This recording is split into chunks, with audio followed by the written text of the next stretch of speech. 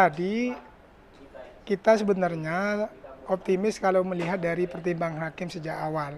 Karena secara tidak langsung Mahkamah Konstitusi mengakui permohonan kita posita semua dan argumentasi kita. Bahkan mengatakan bahwa Mahkamah Konstitusi ini mengakui bahwa penghitungan sejak ditetapkan menjadi calon itu secara tafsir, secara historis, sistematis dan praktik itu diakui oleh Mahkamah Konstitusi. Cuman memang saya tidak tahu kenapa kemudian permohonan kami itu ditolak. Secara tidak langsung ini bagi kami membuat ketidakpastian hukum. Artinya apa? Pada sisi lain Mahkamah Konstitusi mengakui permohonan kami, mengakui postulat dan argumentasi semua dan membenarkan, cuman tidak memberikan aman putusan untuk diterima. Secara tidak langsung dia gamang dalam putusan tersebut. Gamang dalam artian apa? Bahwa bahkan dalam pertimbangan Mahkamah Konstitusi mengatakan begini, penyelenggara pemilu dalam hal ini KPU harus mengikuti apa yang disampaikan Mahkamah Konstitusi bahwa perhitungan yang benar, hitungan maksimal usia itu dihitung sejak penetapan calon. Cuman dilemanya kami ini tidak ada produk hukum di dalam amar putusan tersebut. Apakah nanti ini mengikuti atau tidak itu tergantung pada KPU. Kalau kami sendiri melihat bahwa putusan Mahkamah Konstitusi ini dalam tanda kutip imputen. Pada sisi lain mengakui, pada sisi lain dia tidak memberikan kejelasan pada amar putusan. Kalau langkah-langkah lain sebenarnya kami masih mempertimbangkan itu karena memang pendaftaran tanggal 27-29. Artinya langkah lain pun itu menguji keputusan Mahkamah Agung.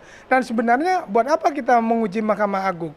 Kok seharusnya yang berhak menguji undang-undang adalah Mahkamah Konstitusi. Kecuali kita mau menguji PKPU yang nomor 8 2024 yang sudah mengakomodir sejak penetapan, sejak dilantik.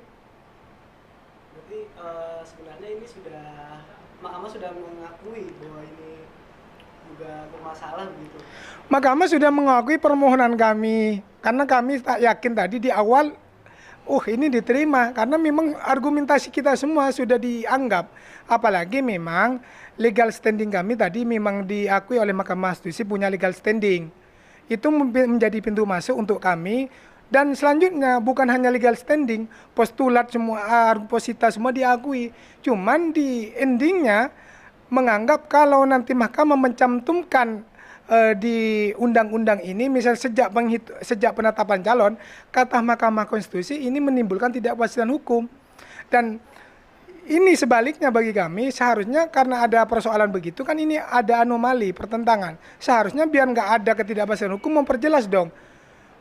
Bahwa dihitung sejak penetapan sehingga PKPU dan yang lainnya tidak ada perdebatan lagi. Dengan begini kan jadi perdebatan nanti. Mana yang mau dipakai? Otomatis kalau dalam hukum positif yang dihitung PKPU yang masih yang berlaku nomor 8 2024 yang kemarin mengakomodir putusan MA. Tapi tadi Mahkamah Konstitusi juga sudah menjelaskan bahwa dengan adanya putusan ini begitu apabila tidak diikuti akan batal secara hukum. Lah, itu menjadi nanti kalau pertimbangan hukum itu biasanya ada debatable, ada yang bisa bilang mengikat, karena ada yang bilang tidak. Yang alasan yang tidak bilang mengikat, karena dia tidak masuk amar putusan. Kalau yang bilang mengikat bahwa ini menjadi pertimbangan satu kesatuan dengan amar putusan.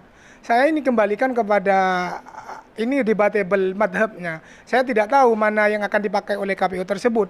Dan perlu dicatat memang ini nanti menjadi problem oleh para pemuda yang mencalonkan dianggap oleh Mahkamah Konstitusi yang dihitung sejak dilantik ini bisa akan dipersoalkan di Mahkamah Konstitusi. Ini ada pemohonnya. Mungkin Mas sampainya kami ya mungkin frasa yang pas untuk putusan sekarang ini mandul kali ya. Karena benar yang dikatakan tadi bahwa Mahkamah Konstitusi mengakui permintaan tafsir kami ya, mengakui tapi dalam pertimbangannya, sedangkan ia menolak dalam amar putusannya. Nah, hal yang kita sayangkan sebenarnya ketidakpastian hukum ini belum berakhir terkait mekanisme penghitungan syarat usia minimal kepala daerah ini. Karena pada nantinya ini akan menjadi debat yang berkepanjangan dan nggak berkesudahan. Saya yang tidak suka sebenarnya, yang kurang ini ya, kurang sepakat maksudnya ya, kurang sepakat dalam hal ini ketika Mahkamah Konstitusi menyatakan di satu sisi bahwa ketika penyelenggara ini ya, KPU dalam hal ini tidak mengakomodir adanya ketentuan penghitungan syarat sejak penetapan pasangan calon itu, maka sebagai kekuasaan kehakiman kata dia yang mengadili adanya sengketa hasil dari pilkada, dia berhak untuk membatalkan atau menyatakan tidak sah salah satu pasangan calon.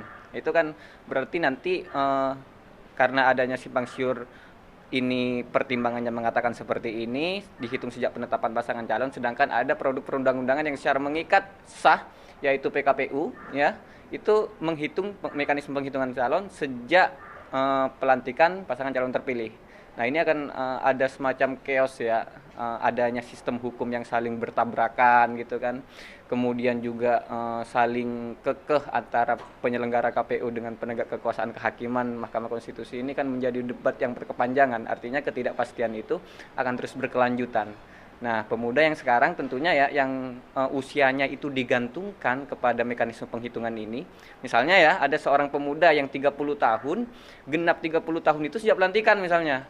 Tapi dia tidak genap dihitung sejak penetapan pasangan calon. Dan dia memberanikan diri untuk maju dalam kontestasi Pilkada 2024, ini akan hati-hati saja, was-was nantinya bisa dibatalkan, mungkin bisa disahkan oleh KPU sebagai salah satu kontestan pilkada, tapi bisa dibatalkan nanti di sengketa hasilnya oleh Mahkamah Konstitusi. Ini kan menjadi berbahaya, ketidakpastian hukum akan terus berlanjut artinya. Mungkin itu sih.